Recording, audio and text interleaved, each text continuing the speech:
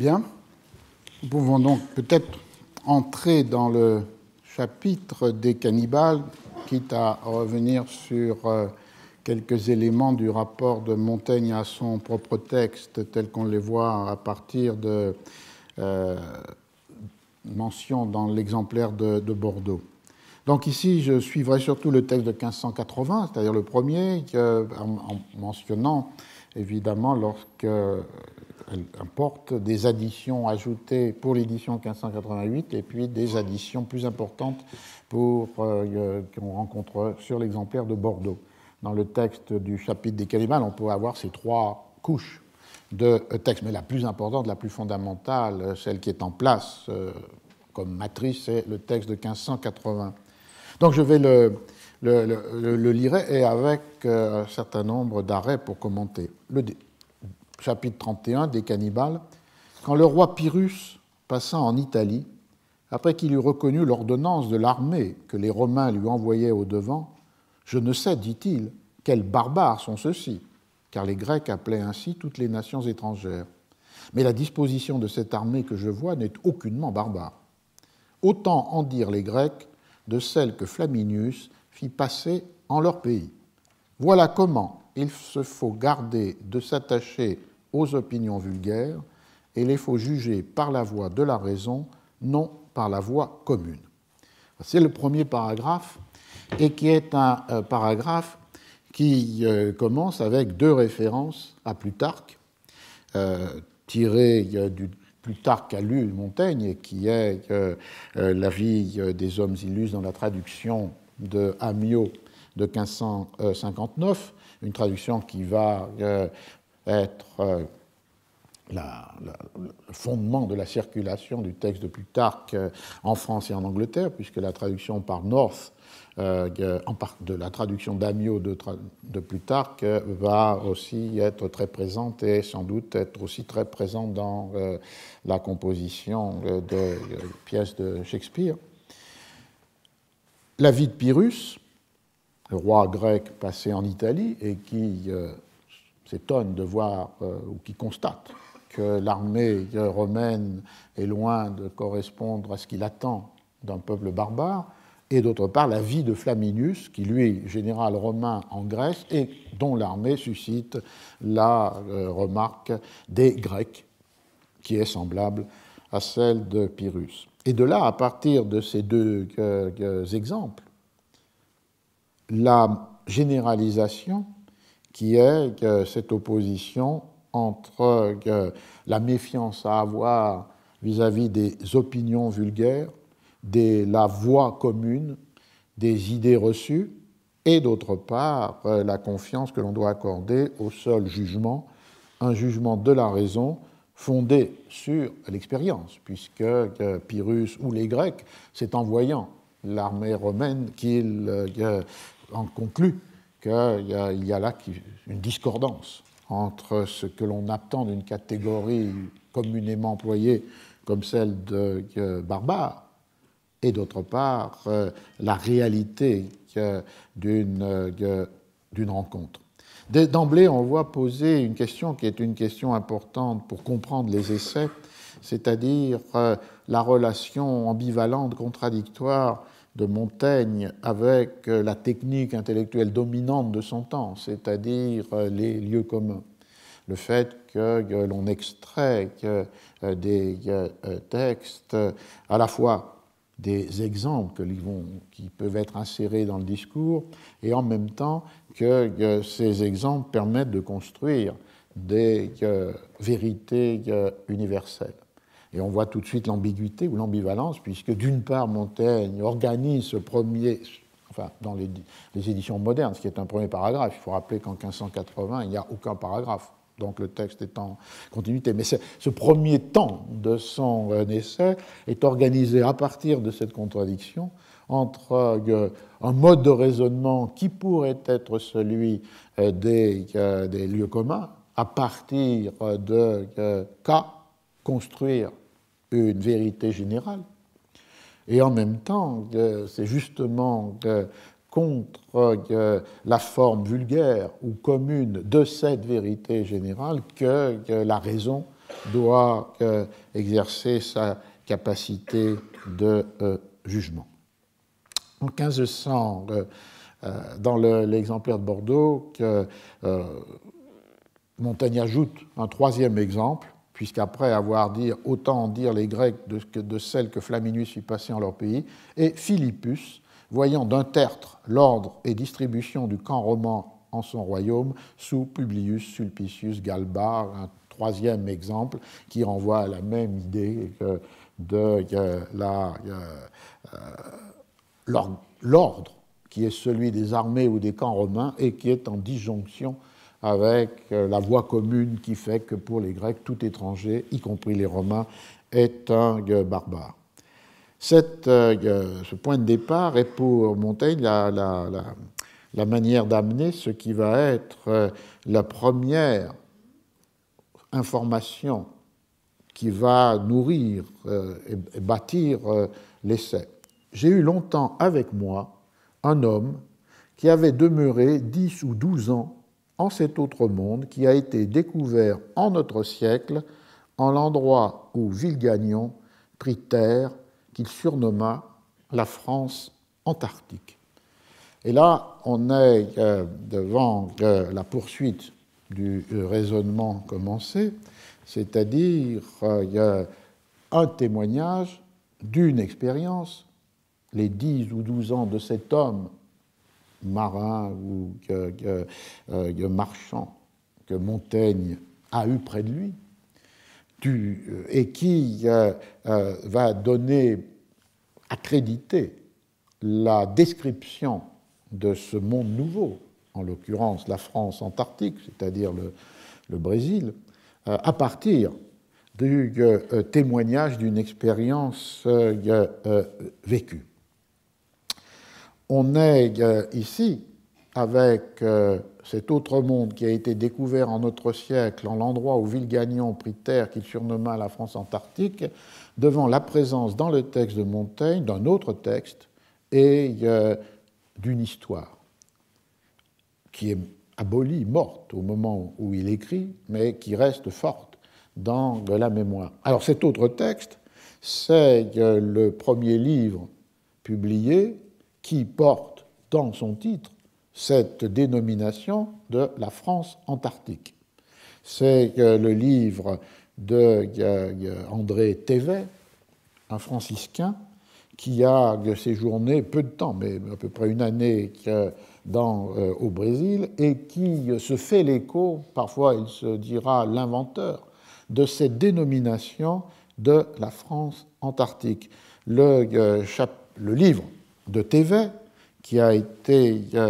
publié en 1557 et qu'on peut retrouver dans une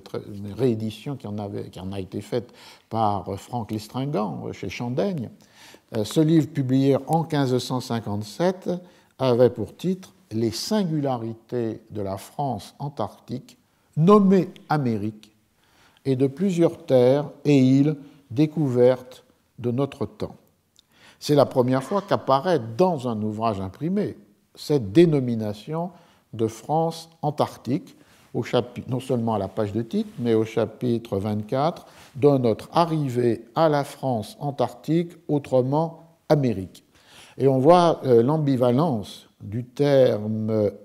Amérique dans ces livres, ou dans ce livre, puisque d'une part, le terme peut désigner la totalité du Nouveau Monde. Et Thévet se fait l'écho de cela lorsqu'il dit l'Amérique du nom de celui qui l'a premièrement découverte, nommé Amérique Vespucci. Donc l'idée classique de l'attribution du nom par un des voyageurs, un des explorateurs dans un voyage de 1497 d'Americo Vespucci, mais aussi un sens beaucoup plus restreint, comme dans le titre du livre ou de notre arrivée à la France antarctique, autrement Amérique, c'est-à-dire seulement le Brésil et cette partie infime du Brésil où Villegagnon a pris terre, comme dit Montaigne. Donc un écho d'un titre, d'un livre, les singularités de la France antarctique de Thévet de 1557. Mais derrière cela, évidemment, la présence d'une histoire qu'il faut rappeler, non seulement pour comprendre l'essai de Montaigne, mais pour comprendre les matériaux que Montaigne incorpore dans son essai. Cette histoire, c'est une expédition voulue par l'amiral de Coligny, confiée à ce noble Villegagnon en 1555, et qui a un double but. Le premier but, c'est une visée de politique coloniale française portée par Coligny et qui veut, en quelque sorte, concurrencer les présences espagnoles ou portugaises dans ce nouveau monde, et en particulier là où cette présence est peut-être la plus lâche ou la plus vulnérable, c'est-à-dire sur les côtes du Brésil, d'autant qu'il y a une expérience déjà acquise du rapport entre la France et les tribus indiennes du Brésil à travers le commerce du bois qui a été ouvert depuis le début du XVIe siècle par des marchands et des marins normands. Donc une visée coloniale de concurrence avec l'Espagne et le Portugal. Et d'autre part, un projet de colonisation qui est fondé en 1550 sur l'idée qu'il est possible encore de maintenir la paix et l'unité religieuse, c'est-à-dire ce moment où les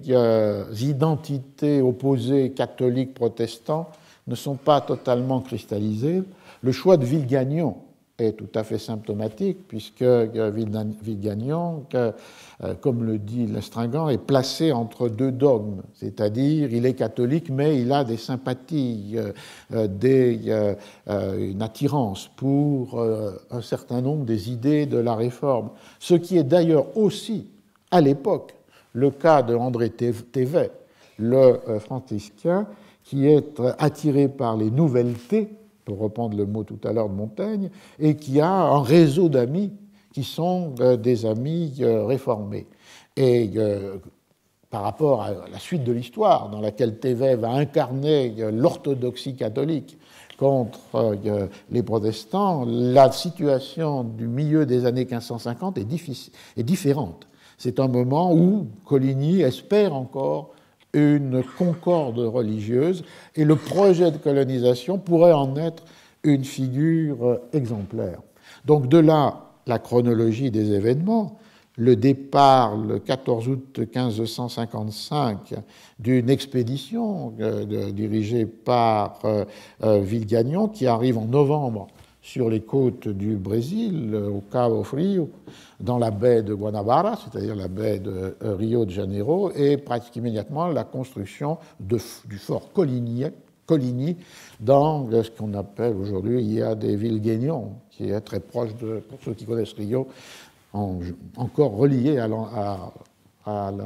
l'aéroport de Santos Dumont. Et Thévet est l'aumônier de cette expédition, mais il tombe malade assez rapidement et retourne en France à la fin de janvier 1556. En même temps, l'installation de Villegagnon continue et elle est marquée en février 1556 par une révolte de ceux qui l'avaient aussi inclus dans son entreprise, pas seulement ceux qui l'ont suivi dans l'expédition, mais aussi ceux que l'on appelle les truchements, c'est-à-dire des marins ou des matelots normands qui avaient l'habitude du commerce avec les tribus indiennes, et en particulier du commerce de bois, et qui aussi avaient appris à converser avec les Indiens dans leur langue, c'est-à-dire donc le nom donc de truchement. Et le deuxième épisode de cette histoire, le premier étant l'expédition de Villegagnon, la présence de Thévet, le retour de Thévet dès le début de 1556, le deuxième épisode, c'est toujours dans la même idée d'une possible concorde religieuse transportée dans la terre d'Amérique, c'est le fait que Villegagnon demande à Calvin de lui envoyer une seconde expédition, et en novembre 1556, 14 calvinistes, dont deux pasteurs, l'un qui s'appelle Richer et l'autre qui s'appelle Chartier, partent avec un certain nombre d'artisans, dont un cordonnier, Jean de Léry, qu'on retrouvera dans cette histoire, et ils arrivent le 7 mars 1557 dans la baie de Guanabara. Et c'est là où le conflit va détruire le rêve de la concorde religieuse, et en particulier autour de la célébration de la messe ou de la scène. Le Villagnon, en fait, se montrant très réticent par rapport à la définition réformée de la scène et attaché de manière assez confuse d'ailleurs à l'idée plus classique catholique de la messe. La rupture existe, les protestants sont expulsés, ils vont se réfugier de l'île sur la terre ferme, et finalement la plupart vont rentrer en Europe à partir du 4 janvier 1558, ils arrivent en mai 1558, sauf 4 ou 5 qui restent, qui retournent dans l'île et qui, refusant de se convertir au catholicisme, comme protestants, sont exécutés par Villagnon. Et l'épisode de la France antarctique trouve sa fin peu de temps après. Villagnon rentre en France en 1559, et en 1560, au mois de mars, les troupes portugaises s'emparent de Fort Coligny et à jamais disparaît donc cet épisode français de la colonisation du Brésil. On voit donc que quand Montaigne écrit, dans les années 1570, voire dans les fins des années 1570, la France antarctique a disparu depuis plus d'une dizaine d'années. Mais la dénomination a été fixée avec le livre de Thévet de 1557, Les singularités de la France antarctique. On peut mener une analyse pour voir comment cette dénomination que Montaigne reprend ici est absente avant le texte de Thévet, et pourtant dans des textes assez proches. D'une part, très récemment, les éditions Artaud ont republié une magnifique édition d'un atlas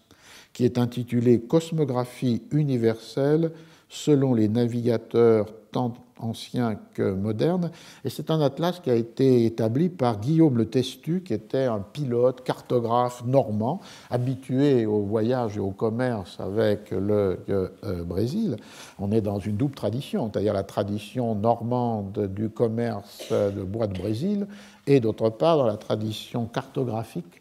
d'un atelier normand qui a d'ailleurs utilisé le savoir de pilotes portugais qui ont été enrôlés ou qui ont été des transfuges pour travailler. Et il y a une série de cartes ou d'atlas qui sont produits par cet atelier normand. Ici, il s'agit d'un magnifique atlas offert à Coligny en avril 1556, c'est-à-dire en rapport avec, évidemment, l'entreprise de la colonisation et de la France antarctique. Et on y voit ici une carte qui est au folio 44, une partie de l'Amérique, c'est le commentaire qui en est donné, une partie de l'Amérique où les régions tant du Brésil, cannibale, mais cannibale au sens d'un espace et qui est celui du nord-est brésilien, que du royaume de Prat, c'est-à-dire les Rio de la Plata. Et sur la carte elle-même, les dénominations sont partie des cannibales et terre du Brésil. L'atlas est intéressant aussi par l'iconographie, parce que d'une part, il a une iconographie qui renvoie à l'arrivée des Français, puisqu'on y voit la bannière portugaise et aussi une bannière aux armes du roi de France. Je rappelle que l'expédition de Villegagnon est arrivée en novembre 1555 au Brésil, et donc cet atlas est offert en avril 1556, mais enregistre déjà cette velléité ou volonté de présence, de colonisation française. Et puis d'autre part, on y trouve une iconographie qui est représentant des Indiens avec les traits qui vont devenir fondamentaux dans la description de ce monde, chez Montaigne et chez d'autres. D'une part, la nudité des Indiens, d'autre part, l'affrontement guerrier, et puis le découpage d'un prisonnier qui donc ouvre à ce que dans le texte du commentaire est dit comme des peuples malins et mauvais mangeant chair humaine. Et la question de l'anthropophagie, du cannibalisme, est déjà posée par cette carte de l'Atlas de Guillaume le Testu, mais pas de France antarctique comme dénomination. Pas plus d'ailleurs que dans le deuxième document, qui est le premier récit de l'expédition de Villegagnon, qui est un petit livre publié en 1557, avant le livre de Thévet, et qui est la copie de quelques lettres sur la navigation du chevalier de Villegagnon en terre de l'Amérique, outre l'équinoxiale,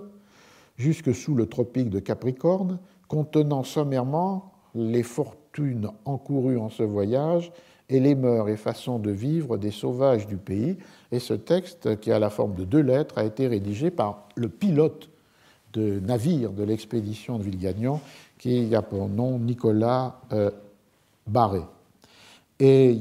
on y trouve aussi une mention du cannibalisme des Indiens du Brésil, où il décrit le prisonnier tué à coups de masse, ensuite démembré et cuit,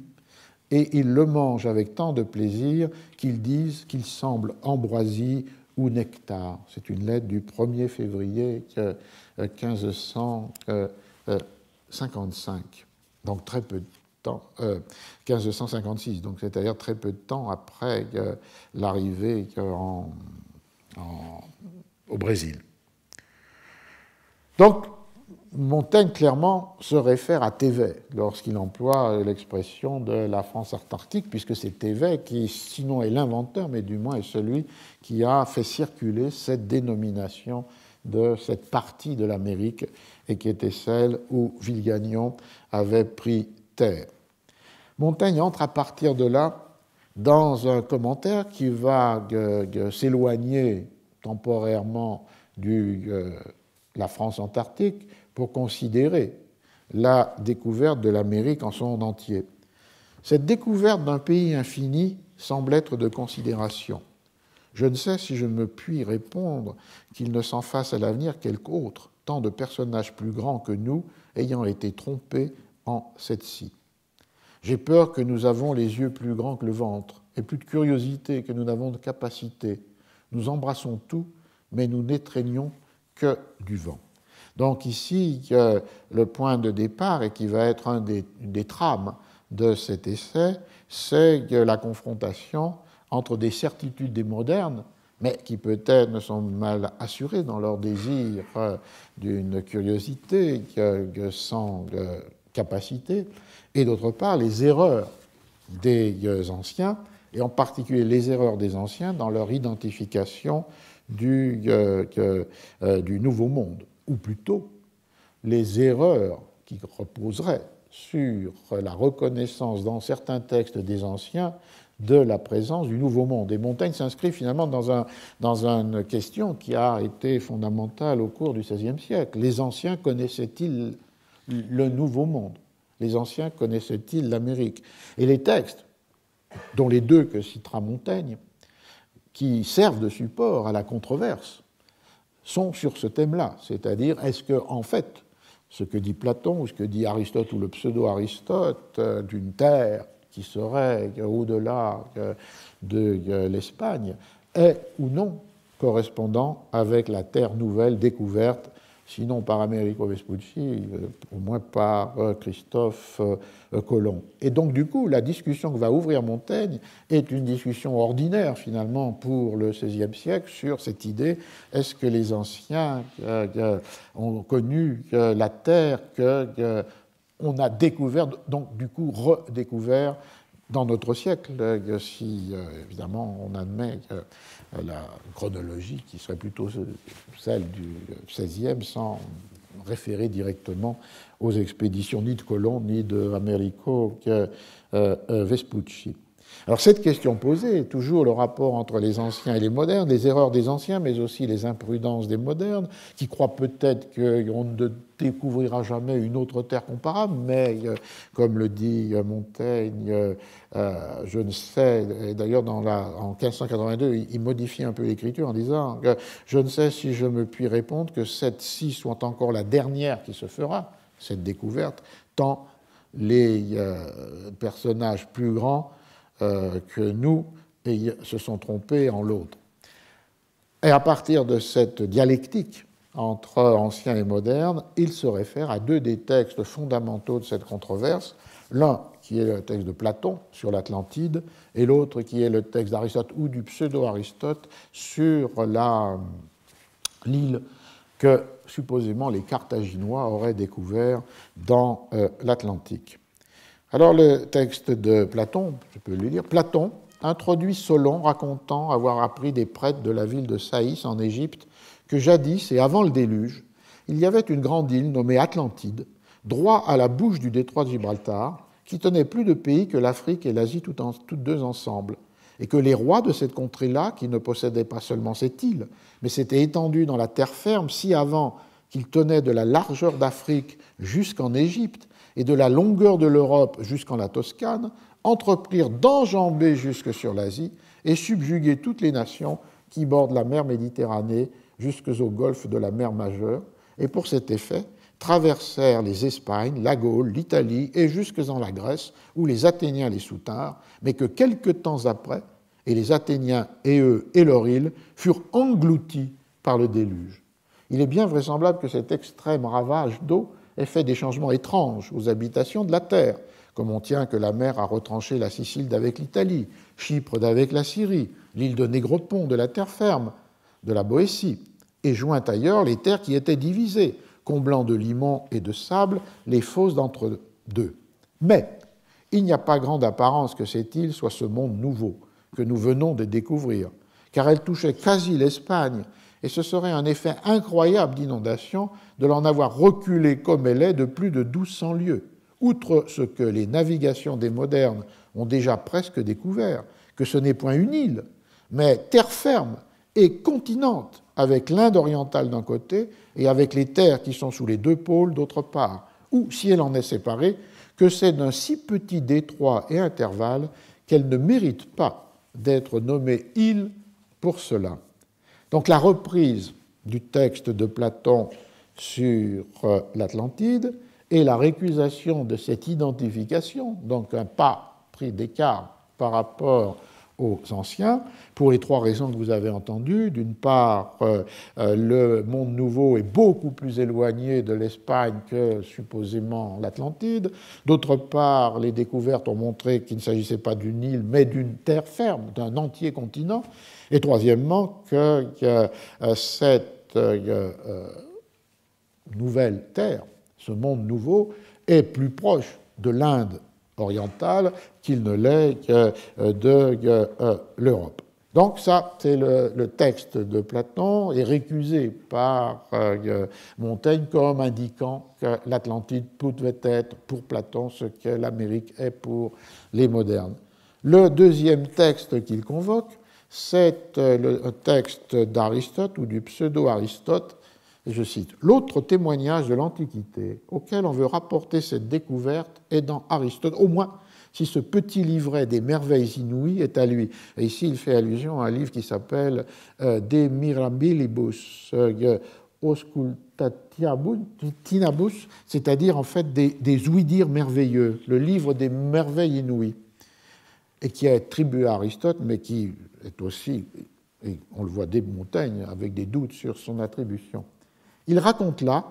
c'est Aristote ou pseudo-Aristote, que certains Carthaginois, s'étant jetés au travers de la mer Atlantique, hors le détroit de Gibraltar, et navigué longtemps, avaient découvert enfin une grande île fertile, toute revêtue de bois et arrosée de grandes et profondes rivières, fort éloignées de toute terre ferme, et qu'eux et autres, depuis, attirés par la bonté et fertilité du terroir, s'y en allèrent avec leurs femmes et enfants et commencèrent à s'y habituer.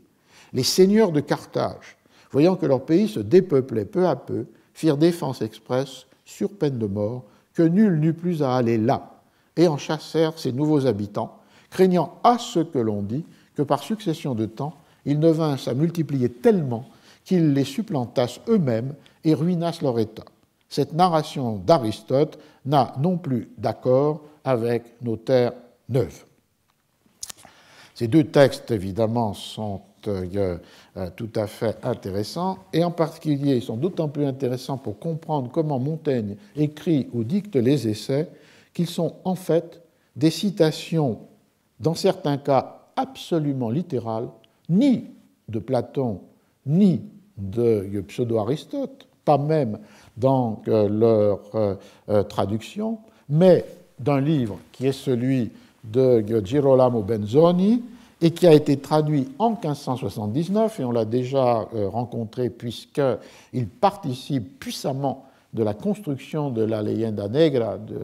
anti-espagnole. Ce livre de Benzoni, dans sa traduction de 1579, par Urbain Chauveton, qui est un calviniste de Genève, a pour titre « Histoire nouvelle du Nouveau Monde », contenant en somme tout ce que les Huguenots ont fait jusqu'à présent aux Indes occidentales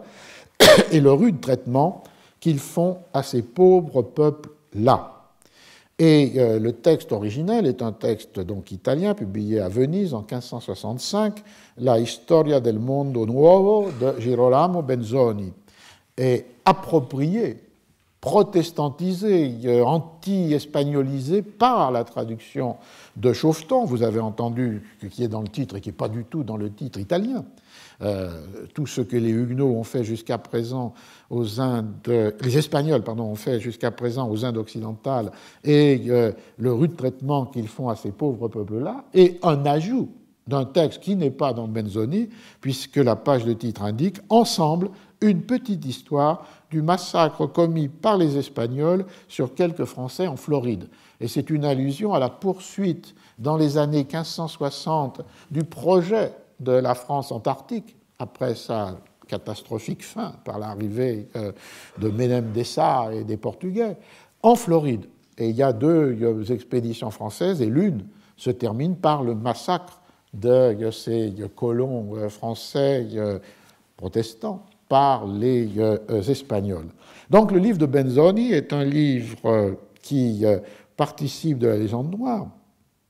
enfin de la critique de la légende noire, et que Montaigne lit de deux manières. Il peut le lire par rapport à son contenu. On retrouvera dans l'essai qui s'appelle Des coches, dans le troisième livre, quelque chose de la critique contre les destructions opérées dans les Indes occidentales. Mais il le lit aussi comme un répertoire tout près de textes que l'on peut citer, soit en les paraphrasant, mais de très près, soit en les recopiant littéralement. Dans le livre de Benzoni, la traduction par Urbain Chauveton de 1579, vous avez un discours sur le 5e chapitre qui cite explicitement les deux textes de Platon et du pseudo-Aristote. Et on peut se livrer à l'exercice qui est, je vais le faire plus bref que le possible, mais une comparaison, une collation ligne à ligne montre que dans le deuxième cas, c'est-à-dire le cas du texte du pseudo-Aristote, ce que fait Montaigne, c'est une copie littérale avec cette réalité. On peut prendre par exemple cet exemple qui devient là, vous vous rappelez, les seigneurs de Carthage, voyant que leur pays se dépeuplait, dans le texte de Benzoni traduit par Chauveton, vous avez « Les seigneurs de Carthage, voyant que leur pays se dépeuplait peu à peu, firent défense expresse sur peine de mort, que nul n'eût plus à aller là, et en chassèrent ces nouveaux habitants, craignant à ce que l'on dit que par succession de temps, ils ne vinssent à multiplier tellement qu'ils les supplantâssent eux-mêmes et ruinassent leur état. » C'est-à-dire ici, Montaigne, à quelques toutes petites différences près, copie le texte de Benzoni directement. Et dans le cas du texte sur Platon, on retrouverait la description lorsque j'avais cité « Il y avait là une grande île nommée Atlantique, droit à la bouche du détroit de Gibraltar », Benzoni, dans traduction de Chauveton, c'est que jadis il y avait une grande île nommée Atlantique, droit à la bouche de l'étroit de Gibraltar, qui tenait plus de pays que la Libye et l'Asie, ce que Montaigne transforme par plus de pays que l'Afrique et l'Asie, et ne font toutes deux ensemble, et que là-dedans, il y avait des grands royaumes et de fort puissants rois qui, pour lors, non seulement tenaient toute l'île, mais même, ayant ancré bien avant dans la terre ferme, possédaient de la largeur de l'Afrique jusqu'en Égypte et de la longueur de l'Europe jusqu'en Toscane, ce qui est exactement ce que Montaigne reprend. Donc, on a là une technique de composition des essais sur laquelle je vais terminer parce qu'elle nous renvoie à la question que je soulignais pour commencer, c'est-à-dire le rapport complexe, ambivalent de Montaigne avec la technique des lieux communs. D'un côté, il est clair que Montaigne se représente comme à distance des gestes qui caractérisent la technique des lieux communs. Je rappelle ce qu'elle est. Elle a été étudiée par Anthony Grafton, Anne Blair, William Sherman. C'est-à-dire, on lit pour extraire et réutiliser. Et cette pratique se traduit par des gestes. Par exemple, les annotations manuscrites marginales qui indiquent des rubriques qui correspondent aux thématiques des textes que l'on veut extraire. Par exemple, la copie, parfois sur un support temporaire, des phrases, des sentences ou des paraphrases de ce que l'on a extrait du livre lu. Ensuite, la réorganisation de ces fragments dans un ordre thématique qui est celui du cahier de lieux communs. Et, in fine, la publication imprimée de recueils ready-made de lieux communs qui permettent évidemment d'augmenter le volume des lieux communs dont un individu peut disposer pour nourrir ses propres discours. Cette technique, qui est technique de réemploi, de réutilisation, à partir d'une décontextualisation, puisqu'on extrait du contexte où elle se trouve un fragment qui est recontextualisé dans un ordre thématique. Cette technique est évidemment la réponse à une exigence de la rhétorique de la Renaissance, c'est-à-dire la copia verborum ac rerum, donner des exemples, nourrir les textes de mots et de choses. Cette technique, elle est celle de tous les humanistes. Montaigne se représente lui-même à distance de cette technique, et en particulier dans le livre 1, chapitre 25, du pédantisme. Il écrit « Je m'en vais écorniflant », donc prenant le passage, la sauvette, par-ci, par-là, des livres, les sentences qui me plaisent. Non pour les garder, car je n'ai pas de gardoir, mais pour les transporter en celui-ci, c'est-à-dire son propre livre, où, à vrai dire, elles ne sont plus miennes qu'en leur première place. L'idée de « je n'ai pas de gardoir », gardoir renvoyant à ces cahiers ou livres de lieux communs, est bien une distance prise qui va avec d'autres éléments de la représentation de Montaigne par lui-même comme lecteur, c'est-à-dire abandonnant le livre lorsqu'il y a une difficulté, ne lisant jamais la nuit, ne donnant pas d'annotation marginale, puisqu'on a gardé à Bordeaux et à Cambridge un certain nombre des livres de Montaigne avec des traces manuscrites de son de sa lecture. Et ce ne sont pas les rubriques marginales que j'évoquais, qui sont propres à la technique des lieux communs. Ce que fait parfois Montaigne, c'est un résumé final du livre en une page, au point que certains de ces résumés, pour 3 livres au moins, sont intégrés ensuite dans les essais. Donc il y a une pratique et une représentation de Montaigne qui est mise à distance de la technique humaniste par excellence, c'est-à-dire la technique des lieux communs, ce qui permet de corriger un peu les clichés habituels sur Montaigne, humaniste des humanistes. Du point de vue de sa pratique de lecture et de sa représentation comme lecteur, il est à distance, il veut marquer la différence. Et c'est pour ça que c'est dans l'essai du pédantisme qu'il introduit cette différence et qui renvoie, bien entendu, à la réalité du fait que les essais sont tissés de citations. Et je les ai passés, mais dans le passage qui concerne Platon, vous avez, dès l'édition de 1580, 2 vers d'Horace dans l'ère poétique qui sont là donnés, et il ajoute en 1588, pour l'édition parisienne, des 3 vers de l'Énéide de Virgile. Donc, un tissu de citations, et on a vu, plus encore, une recopie quasi littérale de fragments entiers de livres. Mais ces 2 éléments ne sont pas, chez Montaigne, liés à la technique classique des lieux communs. Elles sont liées à une sorte de copie ou paraphrase à livre ouvert. C'est-à-dire que dans sa bibliothèque, il consulte, sait que tel ou tel livre peut tenir les ressources qu'il recherche. Il n'y a pas d'intermédiaire par la rubrication du livre, par la confection thématique d'un cahier de lieux communs. Il y a directement, comme il le dit, le fait d'écornifler dans les livres les sentences qui lui plaisent et de les transporter immédiatement, sans médiation, dans son propre texte, ce qui peut amener à la citation des fragments de poèmes latins, et ce qui peut amener à ce qu'on a vu avec cette utilisation de Benzoni, quand les notes des éditeurs contemporains disent cette citation, ces citations de Platon et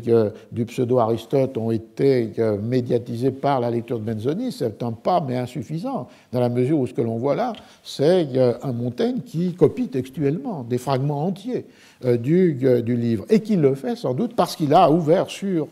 la table ou sous ses yeux alors qu'il est en train de dicter les passages qui portent sur l'Atlantique, le passage qui porte sur l'île des Carthaginois, et qu'il est tout à fait licite, légitime, de les introduire sans mention du nom d'auteur dans son propre texte. Et on retrouverait la tension qui me paraît assez importante dans les essais, en cette, d'un côté, la singularisation, l'individualisation, la référence à la personne, au moi, et d'un autre côté, la place partagée entre plusieurs moi dans les essais, et d'autre part, cette indistinction entre l'écriture du moi et l'écriture des autres, puisque finalement, il fait sien ce que Benzoni a écrit, mais dit-il, finalement, celles-ci, ces sentences ne sont pas plus miennes qu'en leur première place, sous le prétexte qu'elles sont entrées dans son livre. Donc je pense qu'il y a là un point intéressant sur l'articulation entre la distance de Montaigne par rapport à la technique des lieux communs et cependant le fait que les essais sont bâtis, construits, remplis par des citations, les unes données à des poètes latins dont Montaigne peut penser que son lecteur pourra les identifier, et d'autres, sans nécessairement qu'il y ait volonté de plagiat ou d'occultation, qui tissent le texte avec des fils et des trames qui viennent d'autres. Les 2 dernières remarques sur cette première partie du commentaire, et vous verrez que l'essai se poursuit, donc pour la fois prochaine, j'essaierai d'aller droit à ce qui serait le cœur de l'analyse, c'est-à-dire l'analyse de l'anthropophagie, du cannibalisme et les héritages sédimentés de textes préalables à Montaigne qu'on retrouve dans ce chapitre des essais. Les deux autres commentaires que je voudrais faire, c'est le fait que dans ce chapitre, le texte,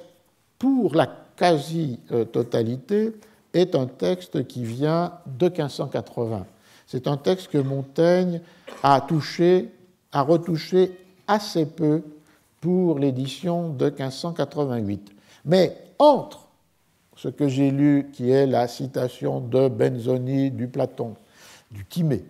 et ce qui est la citation de Benzoni du pseudo-Aristote, dans ce livre des oui-dire inouïs, il y a dans l'édition de 1588 un ajout intéressant, et qui est au moment où Montaigne a récusé l'idée que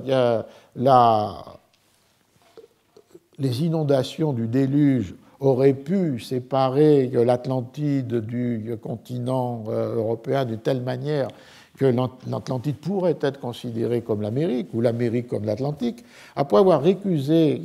cette idée, il ajoute la chose suivante. Il semble qu'il y ait des mouvements naturels, il semble qu'il y ait des mouvements naturels les uns, les autres fiévreux, en ces grands corps comme aux nôtres, c'est-à-dire les mers ou les fleuves. Quand je considère l'impression que ma rivière de Dordogne fait de mon temps vers la rive droite de sa descente, et qu'en 20 ans, elle a tant gagné et dérobé le fondement à plusieurs bâtiments, je vois bien que c'est une agitation extraordinaire, car si elle fût toujours allée de ce train, ou dût aller à l'avenir, la figure du monde serait renversée. Mais il leur prend des changements, tantôt elles s'épandent d'un côté, tantôt d'un autre, tantôt elles se contiennent. Je ne parle pas des soudaines inondations de quoi nous manions les causes. En Médoc, le long de la mer, mon frère, sieur d'Arsac, voit une sienne terre ensevelie sous les sables, que la mer vomit devant elle. Le fait d'aucun bâtiment paraît encore. Ses rentes et domaines se sont échangés en packages bien maigres. Les habitants disent que depuis quelque temps, la mer se pousse si fort vers eux qu'ils ont perdu 4 lieues de terre. Ces sables sont ces fourriers, et voyant de grandes montjoies d'arènes, c'est-à-dire de grandes quantités de sable, mouvantes, qui marchent d'une demi-lieue devant elles et gagnent le pays. On voit qu'ici est introduite, sans un lien absolument nécessaire avec la description de Platon et la récusation de l'identité entre l'Atlantide et l'Amérique, quelque chose qui a à voir avec la preuve expérimentale, une autre jeu dans le discours. On a introduit pour commencer cet homme qui avait passé 10 ou 12 ans sur la terre du Brésil. Ici, Montaigne introduit un autre jeu témoin, qui est lui-même observant à la fois les variations du cours de la Dordogne avec ses changements, mais qui finalement se compensent et ne peuvent pas être comparables à ce qui aurait été nécessaire pour la séparation de l'Atlantide, où ça dérive par rapport à l'Espagne, et d'autre part les inondations du Médoc à partir de son propre témoignage et d'autre part du témoignage donné par son frère. On entre là dans un des points importants de cet essai ou de cette réflexion, c'est-à-dire le rapport entre le texte d'autorité et d'autre part le témoignage fondé sur ce qu'on pourrait dire l'autopsie, la vision par soi-même des événements. Et ce jeu, là encore paradoxal, puisque évidemment Montaigne cite des autorités, parfois pour les récuser, parfois sans les mentionner comme telles, et donc habite les essais, fait habiter les essais par un tissu de références textuelles, et en même temps pose, dans celui-ci, mais comme dans beaucoup d'autres, l'absolue supériorité quant à l'accréditation, quant à la véracité du regard, de ce que l'on a vu, l'homme qui a passé du temps au Brésil, où lui, Montaigne, observant le cours variable de la Dordogne. Cette idée d'une construction de la certification par l'autorité du regard à distance des autorités pourtant citées qui sont celles de la tradition textuelle. Alors pour terminer aujourd'hui, je voudrais revenir sur l'autre dimension, c'est-à-dire la dimension du rapport entre Montaigne et son propre livre, très brièvement bien entendu, parce que dans l'exemplaire de Bordeaux, il a utilisé le verso de la page de titre pour un texte intéressant, pas toujours cité ou pas toujours commenté, et qui a pour titre qui a pour titre, c'est pas titre, mais qui a comme contenu des recommandations adressées à l'imprimeur. Et là aussi, on trouverait peut-être une évolution ou peut-être une tension dans la manière dont Montaigne se situe par rapport à la forme matérielle de son texte. On a vu qu'il était impliqué dans les coûts de l'édition, qu'il pouvait être impliqué dans les pratiques de la correction, qu'il avait pour souci le rapport entre la matérialité du texte, la législation royale et puis sa propre composition. Mais il y avait dans l'affirmation traditionnelle, et qu'on retrouve d'ailleurs dans le texte de 1588, une distance prise par rapport à ce que nous appelons la matérialité du texte, c'est-à-dire les formes d'inscription du texte sur la page. Je cite, c'est dans l'essai 9, livre 3 de la vanité. Certes, je rends grâce à des honnêtes hommes qui daignent prendre en bonne part mes faibles efforts. Et il parle de l'atelier typographique. Il n'est lieu où les fautes de la façon paraissent tant qu'en une matière qui de soi n'a point de recommandation. N'en t'en prends pas à moi, lecteur, de celle qui se coule ici par la fantaisie ou inadvertance d'autrui. Chaque matin, chaque ouvrier apporte les siennes. Je ne me mêle ni d'orthographe et ordonne seulement qu'ils suivent l'ancienne, ni de la ponctuation. Je suis peu expert en l'un et en l'autre. Où ils rompent du tout le sens, je m'en donne peu de peine, car au moins ils me déchargent, mais où ils en substituent un faux, comme ils font si souvent, et me détournent à leur conception, ils me ruinent. Toutefois, quand la sentence n'est forte à ma mesure, un honnête homme la doit refuser pour mienne. Qui connaîtra combien je suis peu laborieux, combien je suis fait à ma mode, croira facilement que je redicterai, plus volontiers encore, autant d'essais que de m'assujettir à resuivre ceci pour cette puérile correction. Donc, en 1588, on voit que Montaigne, d'une part, évidemment déplore les erreurs typographiques qui peuvent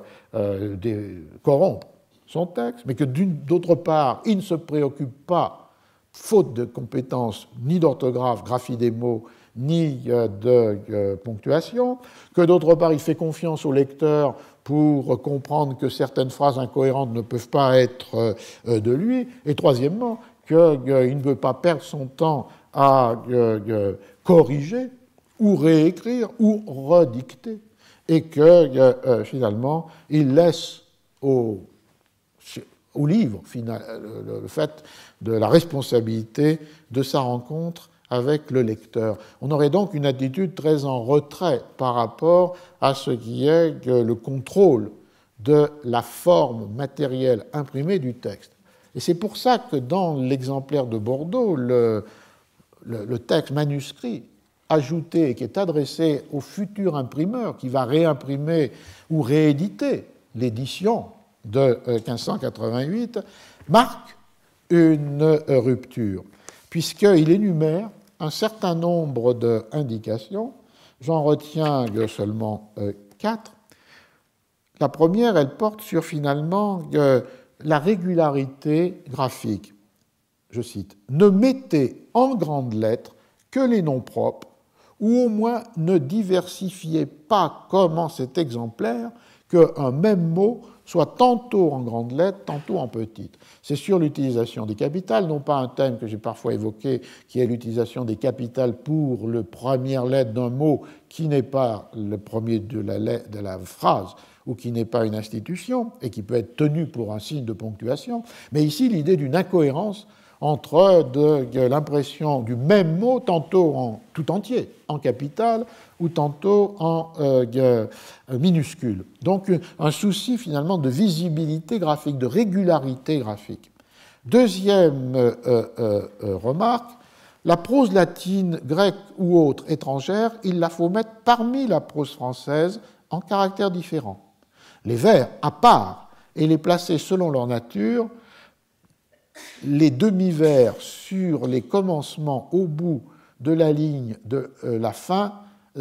les demi-vers les commencements et commençant au bout de la ligne, la fin sur la fin. En cet exemplaire, il y a 1000 fautes en tout cela. C'est-à-dire l'idée qu'avec cette abondance et même accrue de citations, pour ce qui est de la prose, on doit la maintenir dans le flux de la phrase, éventuellement ou même nécessairement en passant d'un autre caractère, mais pour les vers, il faut les détacher, leur donner une forme adéquate de présentation. Troisième remarque très importante là, c'est sur la ponctuation. Outre les corrections qui sont en cet exemplaire, il y a infini autre à faire de quoi l'imprimeur se pourra aviser, mais regardez de près aux points qui sont en ce style de grande importance. Donc les points. Et pourquoi? Autre indication, c'est un langage coupé,